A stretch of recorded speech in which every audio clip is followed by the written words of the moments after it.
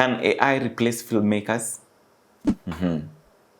So this was a question that was asked by one of you, and it's quite a discussion. Like it has pulled a lot of strings in my head to just try and come and answer this question, because I know this is something we are living in, an era where artificial intelligence is part of us. It is part of us in our everyday life. So from doing scripting, from editing content, and even up to even planning our works, we involve AI in all that. Okay, so now when this person was asking this question, I know the fear was like, is AI replacing filmmakers? Are we going to be declared redundant? Of course, from a study that says, there's a study that says that when it comes to 2030, 30% of filmmaker jobs will be replaced by AI. Yes, so which kind of jobs are these? So guys, we've seen strikes left, right, and center, especially in the Hollywood sector, whereby screenwriters were going on the streets, just coming against AI and stuff like that. But now, for up to how long? Up to when? So you either adapt or you lose. Okay? Now, I'm going to answer this question in 3 phases, and I'm going to answer it in 3 parts, of course, like just to help us delve into and understand, like, can AI replace filmmakers? So the first bit of discussion, we're going to look at things to do with AI waves, or AI areas where AI makes waves. Okay? So areas where AI is making waves, or areas where AI has somehow taken over. So number 1 is in screenwriting. AI has taken over screenwriting. Saizi ekelea pale story chat GPT inakugeneratea script mbio mbio hadi hata na Kiswahili. So AI has taken over in script writing. Then look at the other bit. The other bit is editing. Editing, especially things to do with the maybe arrangement of files, cutting footages, very fast cutting, things to do with maybe color correction, and even a bit of sound, generating sound for scores, music, and stuff like that. AI has come in and it has taken over. Then the other place where AI has taken over is on the VFX department. Wow, like now this is whereby AI, you can use AI to generate images and generate videos, where you might want things that people are using Cinema 4D, using hours and days to create just a set. You come with a bit of a command and a snap, you get your footage. You get, if you're looking to place me in a montage or in a place whereby there is an ancient home, AI will just place me immediately there. Yeah, I want to place myself in a modern home, or in a very posh home, or in a White House, State House, whichever place. AI will place me there. Okay? So, of course, this is something AI has come to take over. And then the other thing is visual cinematography. So under visual cinematography is whereby we see there is a command you can give AI to show you a certain movement, maybe a camera movement, to show how your character is going to move in that particular frame, and just tell a story using the framing and the composition of the shots. And these are not shots of a physical camera, but a virtual camera. Okay? So these are areas that AI is making waves, and it's a bit like coming, like taking over into those spaces and occupying those spaces. So if you're someone in one of those areas zenye nimetaja hapo, be ready to just embrace AI and use it as a tool to help you enhance your skill in developing such areas and growing in such areas. Now, the other bit that I'm going to talk about is where AI cannot replace. Yes, there are sections where AI cannot replace, because if you look at it this way, the bit of emotional depth, it is something to do with emotional intelligence and how the feeling, giving a story a feeling, giving a story a mood, something that AI cannot do. And even the predictability of emotions, predictability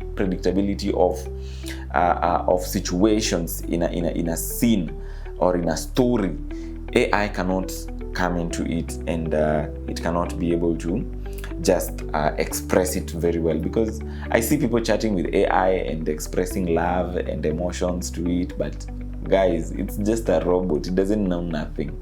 It is using based on previous data that was connected. Then the other thing is AI cannot replace original vision. You see, you as a person, you as the filmmaker, you're the one who has the original vision of how the story will look like. So of course, when AI comes into place, they cannot replace the original vision that you have as a writer, as a filmmaker, as a director, and anyone in the field of how that thing is supposed to be done. So you still have the liberty to create an original, and that original is the one that AI will now take over to use it, because AI uses the past to tell the future or to tell the present. Okay, the other thing is on-set leadership. AI cannot replace on-set leadership. You see, leadership is dealing with humans and dealing with people and guiding people through a process. Okay, and sometimes human beings, being that we are very dynamic, we cannot be predicted in terms of how we are going to do our next move and how we're going to react when certain things are said to us. So AI cannot offer leadership when it comes to such areas, because AI is just meant to follow systems and maybe to go with commands. Okay, so when dealing with human beings, you'll need a human being to be dealing with human beings, somebody who can be able to understand the dynamic of people, who can be able to give instructions. Maybe people are doing things in an opposite way and maybe they want to repeat it. How do you handle such? You just need a human being. Okay, now on the third part, we are going to talk about areas filmmakers should adapt.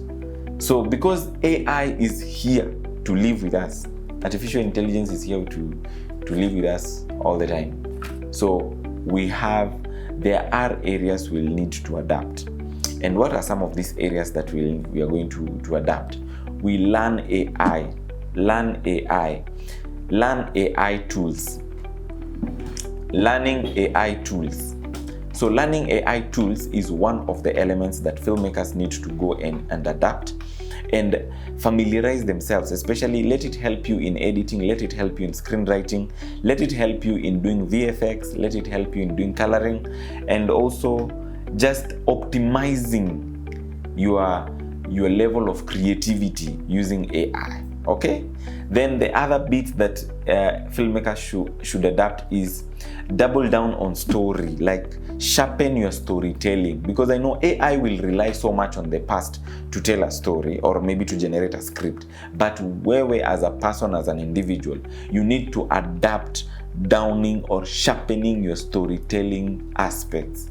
AI isikukimbize bwana. Wewe be a storyteller, as authentic, as original as you can be, and that one AI, I'm sure, cannot be able to replace you, but you really use AI to just enhance your ability of storytelling and sharpening your skills. And the other thing that you need to adapt is, as a creative, as a filmmaker, is stay creative all the time. Be somebody who is ready and willing to innovate ideas, innovate crafts, innovate actions and things that you are sure AI cannot put, maybe take over in terms of, because AI is just for automation, it automates, but innovation is you. So learn creativity and stay creative and stay innovative in all the things that you do, even when, or however small, however big, be innovative all the time. Okay, the other area where you need to adapt as a filmmaker is now on the networking. Yes, networking. So people are the ones who work in the industry, and people work together with robots in the industry, because also this camera is a robot, this computer, laptop is a robot. So, but it cannot function very efficiently without people. So when we talk about you work on your networking skills, it doesn't mean that you're not going to use AI. You're going to use AI, but you're going to also employ people on your set, and you're going to network, because even if you're going to work with robots, there are certain elements and situations that you will need to work with human beings. So relationships in the industry are very irreplaceable. So make sure you just be ready to work and network with people, because people hire people. It's very hard for people to hire robots. You cannot hire a robot. You buy it for it to work for you. But when you want to build a relationship and a network that can work for you, it is working with the people. So guys, having said all that, I know people are asking the question, what have I answered? Because I've given it in 3 phases. And my short answer will be, the question is, can AI replace humans? My short answer will be no. AI will not replace humans, and my advice will go, as humans, be ready to work with AI.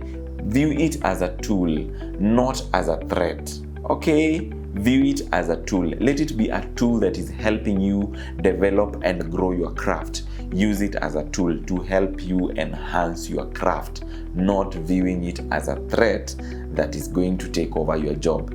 And again, if you don't adapt, my friend, I go tell you this for free.